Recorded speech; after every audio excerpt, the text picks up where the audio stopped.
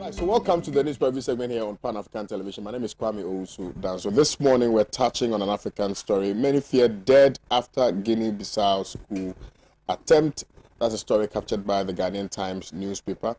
E-crisis looms over e-levy, expert warns. That's on the front page of the Insight newspaper. Change your ways, PNM urges MPs. ECOWAS holds heads of state summit in Accra today. These are the topics. Honorable Inus Afuseni is here, and I'm excited to see him. Good morning to you, sir. Good morning. And how are you? I'm well. I'm well. How's the farm? Well, now we are rested, not so. Every surprise. Good morning, sir. Right, so let's go to Guinea-Bissau. Honorable, I'm sure you've been following that particular story. What is happening across the West African sub-region? Well, I think that it's proper for me to say good morning to Comrade Kosi Pratt. The last time I met him was at the Tamale airport when he was returning from Gambaga. Yes, after a very long time. And good morning to our cherished viewers. I'm back. The farming activities have taken a lull, and so we are back to do business to news trending in Ghana. Now, the coup in Guinea-Bissau must be viewed within the context of the contagion that is happening in Africa, and particularly in West Africa, and more specifically in French-speaking countries. I mean, it appears to me that the French-speaking countries and the military of the French-speaking countries have suddenly realized that their leaders are not managing the country well. There is great or tremendous maladministration in their countries. Governments are not meeting the legitimate expectations of the people. Corruption and all those, and they are now taking the gun to try to oust those governments and install military dictatorships for the purposes of returning some sanity into their countries. And I have a strong feeling that these military leaders or the prospective coup plotters are drawing great inspiration from what happened in Guinea. And because the Guinea's coup appears to have been accepted not only by the people of Guinea, by many countries and the world at large. I mean, you will see that presently, no one is talking about anything in Guinea apart from what the good things that the president or head of state is doing. Damba, what is his name? Dambuya is doing. And so many people are beginning to think that if Dambuya has done it and has received some level of acceptability, they can also do it. Now, in all this scheme of things, then you get to appreciate the fact that the West African leaders, and we said it here, appear to be a club of toothless leaders seeking to self-perpetuate themselves in power. And so they are unable to reach out. And sanctions are, even though draconian in terms of Mali, Mali just defaulted yesterday in the payment of bonds that are due, and they attributed their failure in meeting their obligations under the bond payment to the sanctions imposed by ECOWAS. And you also heard about the difficulties with France. I believe that France was seriously behind the push by West African leaders to impose sanctions on them. And so the issue now for me is the West African protocol that calls for the promotion and consolidation of democracy in neighboring or in member West African countries or in ECOWAS countries. Now, that has been translated to mean that West African countries and ECOWAS would not accept any undemocratic change of government. And the first thing the West African leaders do when a coup occurs is to suspend, and legitimately so, because if the protocol says that you must consolidate and promote democratic governance in your country, and there is a change change in government that is not necessitated by democratic means, then sanctions follow. The first sanction, obvious sanction, is to suspend the government. But what is worrisome, I mean, it has not crossed over to English-speaking countries in West Africa, but it's very worrisome. And I've been hearing some discordant voices in Ghana, on the media, on social media. I don't pray that it comes to Ghana. It shouldn't come to Ghana. It shouldn't come to Ghana at all, because we have seen what coup d'etats have done to this country. I mean, they have not helped us in any way. A lack of accountability, corruption. Can we just name it? There was a Captain Boham who sent cocoa, which cocoa was lost on the sea. I mean, so and no one could hold him accountable. So you see, we are not praying for it. Insofar as we are not praying for coup d'etats in this country, we should not even tolerate the idea of having coup d'etats. And the Constitution of the Republic of Ghana makes us watchdogs, in the sense that if there's a coup d'etat, we must come out in our numbers and oppose the coup d'etat, and anybody who suffers damage, injury, as a result of his opposition to the coup d'etat might be compensated, or will be compensated, if we are able to foil this. So citizenship or citizen vigilantism is called for in Article 3 of the Constitution. Let's stand up against undemocratic usurpation of power in this country. Having said that, I think that what is leading to all these things is that citizens of countries are not really feeling the democratic dividends. The campaign for governments or political parties to win power, sometimes they are involved in terrible accidents. They sacrifice their meager resources. They go to stand in the queue for long hours. They install a government who, in their view, can help meet the reasonable and legitimate expectations. Then when that happens, after the government is sworn into power, we see that the government is more kleptocratic than the people expected. That the impunity that is exhibited by government sometimes feel that the government doesn't think the power, as stated in the Constitution, derives from the people.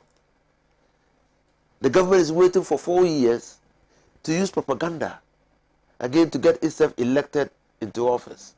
The government has ostracized a large minority of its following, is dealing with a few people, either close family relations or tribal relations or friends. Now you see, these are the folders that gives rise to coup d'etats, that gives rise to serious discontent in countries, because the country belongs to all of us. All of us must feel the benefits of the country. And when people begin to see that they have been excluded from the enjoyment of the benefits of the country, and that the benefits go to a significant smaller population. Okay, we significant in the sense that they're known. They're known and they can be determined. And even within the party itself that is in power, you hear people complaining that their government is in power, but they are in opposition. They are in opposition because the benefits of the power, the spoils of office, do not reach them. Such discontent, if they are not checked and allowed to spiral into the public domain, then the man with the gun then latches onto that discontent, because that discontent then provides justification for a military insurrection. I believe that the failed coup in Guinea-Bissau, which is the reason why we are discussing this matter today, has different dynamics to reasons why the coup in Guinea succeeded. Guinea-Bissau is a narco state. I think you know that. It's one of the poorest countries on earth. From 2000 or so to now, they have experienced more than 8 attempts at coup d'etats. The drug traffickers have identified the porosity, the porous nature of the state and the poverty of the state, and they're exploiting institutions there. And one veritable institution that traffickers exploit are the institutions of coercion, the security establishments, because they are set up to arrest those people. So when they compromise them, they have a field day. They are not arrested. We hear Mbalo saying that, look, what has happened in Guinea-Bissau is precisely because when he was elected, he sought to fight corruption and drug trafficking. And they are linked anyway. They are linked anyway. Corruption and drug trafficking, they are linked. All of them generate illicit wealth. So, and that has dissatisfied, angered a lot of people, including the military. And that is why there was an attempt on his life and the lives of cabinet ministers. And that attempt was undertaken when they had a cabinet meeting. So the planning was said that all government machinery must be at one place, and the coup plotters will just take them. Okay? Somehow, the loyal forces to the government battled the insurrection and won. But that should be an eye-opener. Democracy in Africa is retrogressing. It's receding. Is the re-emergence of fascism. There is the re-emergence of impunity. Autocratic, Mataramidu says democratic, autocratic regimes are re-emerging. And when they emerge, they constrict the democratic space. And all of us know, and it was said by Lafayette, the French philosopher, that human beings are born free. They will break out of the chains. Whatever they will break, they will find legitimate or illegitimate means to break out of the chains. And so our leaders, and speaking as a Ghanaian, our Ghanaian leaders, to consolidate and promote our democracy, must always engender to create space, democratic space. A lot of things are happening on the media landscape that is really a matter of concern, like the arrest of journalists.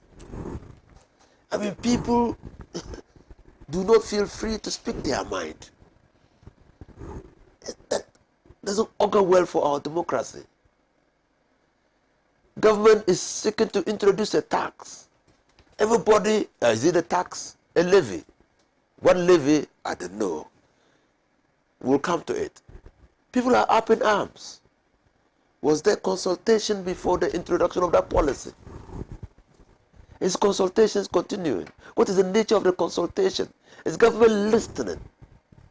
So these things are clearly matters that should properly be addressed by government in order to open the democratic space and allow people to feel they are part of the governing machinery or governing framework of the country. When people feel excluded, they will take legitimate or illegitimate means to feel or to be heard, and that will not augur well for our democracy. Right, thank you very much. Ellen Amadeko is gunning for the women's organizer, national women's organizer position for the NPP. Good morning. I trust you are well. I'm good. We're talking about... Good morning, Alaji. Good morning, national women organizer. Yes, yeah. Alaji. You should be into mining. No, I'm not into mining. Okay. Then you should have resources. Well, politics is about getting your resources. Good.